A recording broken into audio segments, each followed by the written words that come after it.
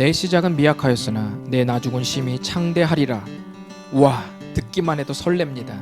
수많은 사업장과 이사 신방 예배에 단골처럼 사용되었던 액자의 이 말씀이 욥을 2번 죽일 때 사용한 비수였다는 사실을 알고 있습니까? 욥은 갑작스럽게 찾아온 이유 없는 고난에 지쳐 있습니다. 세 친구 중 연장자 엘리바스는 하나님 앞에 사람은 결코 의로울 수 없다는 지혜로운 신학 지식으로 욥을 가르쳤지만 그 충고에 생명력은 없었습니다. 욥의 피부는 골마 터져 구더기가 들끓고 그가 할 수 있는 것이라곤 기왓장으로 몸을 긁어대는 것뿐이었습니다. 욥은 친구들에게 헤세드의 사랑을 볼 수 없다며 쏘아붙였습니다. 그러자 두 번째 친구 빌닷이 사납게 달려들었습니다. 언제까지 네가 그런 투로 말을 계속할 테냐? 빌닷은 분노했습니다. 그가 듣기에 욥이 말하는 고통의 언어는 하나님을 평가하는 불경스러운 도전에 불과했습니다. 그가 욥을 왜 그렇게밖에 볼 수 없었는지 진단해 보겠습니다.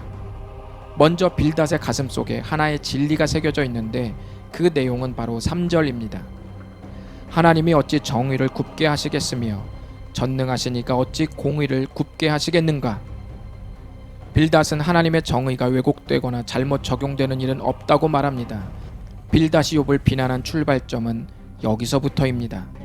그는 이 진리에 의거하여 욥에게 일어난 사건을 하나씩 평가합니다. 첫 번째로 욥을 향해 말하길 자녀의 죽음은 정당한 죗값이라고 말했습니다. 그는 친구의 비극을 보고도 차디찬 말로 너의 자식들은 죄를 지은 것이 분명하다고 단정했습니다. 그러면서 욥을 향해 너는 그나마 살아있으니 지금이라도 하나님께 간절히 찾으면 회복시켜 주실 것이라고 훈계합니다. 그 회복이 바로 우리가 잘 아는 욥기 8장 7절 내 시작은 미약하였으나 내 나중은 심히 창대하리라 라는 말씀입니다. 빌닷은 멋스러운 예화까지 듭니다. 습지에서 2-3m까지 자라는 파피루스 식물도 하나님이 물을 중단시키면 순식간에 말라 비틀어진다는 것을 모르나?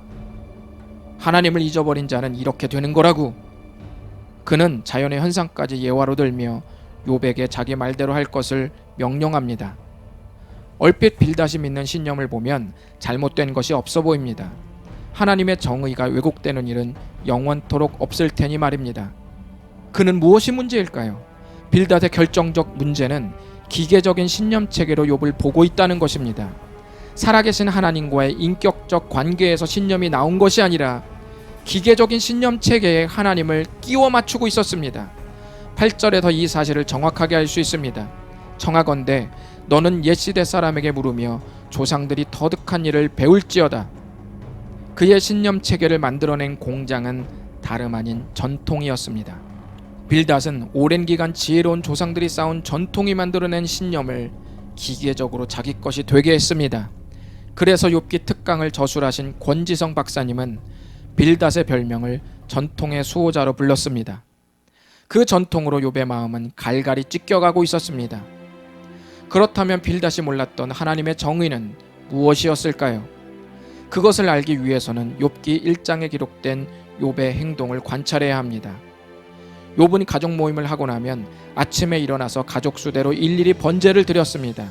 그 이유는 그 모임 중에 혹시 자녀들이 마음으로라도 하나님께 죄를 지었을지 모르기 때문이었습니다. 욥은 죄에 대해 세심하게 신경 썼는데 성경은 욥이 항상 이런 식으로 살아갔다고 말했습니다. 여기서 빌닷이 간과한 정의 실현 방식이 소개됩니다. 그것은 죄를 지은 당사자가 있는데 죄를 심판하시는 분이 당사자가 드려진 제사를 받으셔서 주권적으로 그 죄를 없는 것처럼 만드심으로 무죄를 선언하는 것입니다. 원래 정의는 죄를 지으면 징계를 받는 방식으로 실현되었습니다. 이것이 인과응보의 정의 실현입니다. 엘리바스와 빌닷이 보는 의로움과 공의는 여기까지였습니다. 그런데 하나님은 또 다른 방식의 정의 실현 방식이 있음을 넌지시 욥기에서 드러내고 계셨습니다. 이를 통해 하나님은 빌닷이 믿고 있었던 정의의 신념체계를 다른 방식으로 실현시켰습니다. 오늘날도 여전히 인과응보의 정의 실현 방식의 굴레에서 허우적대는 사람들이 많습니다. 내가 이만큼 했으니 하나님이 채우시겠지? 이번 주는 죄에 찌들어 살았으니 하나님이 벌하시겠지?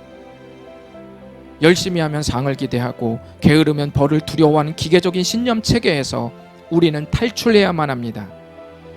그 굴레를 벗는 길은 십자가에서 완성된 새로운 정의 실현 방식을 따르는 것입니다. 하나님은 계속 실수하고 넘어지는 그리스도인들을 향해 의롭다고 선언하셨습니다. 이것은 역사상 가장 정의롭지 못한 법정적 선언일 수 있습니다. 엘리바스와 빌닷이 살아있었다면 하나님도 욥처럼 대했을 것입니다. 그러나 그 선언이 가장 정의로운 법정적 선언이 된 이유는 죄인에게 부여된 과거와 현재와 미래의 죄값이 십자가에서 전부 지불되었기 때문입니다. 이것이 하나님의 새로운 정의 실현 방식입니다. 이 안으로 들어오는 모든 사람들은 하나님의 정의를 기계적으로 끼워 맞추지 않고 다양한 현실에 유연하게 적용할 수 있습니다. 용서받았지만 방종하지 않고 죄를 짓지만 은혜를 남용하지 않으며 강요가 없으나 사랑으로 종노릇하는 새로운 질서에서 우리는 완전한 평안을 누립니다. 빌닷, 당신의 말은 틀리지 않았어요. 그러나 새로운 정의 실현 방식을 놓쳤으니 당신의 말은 껍데기에 불과합니다.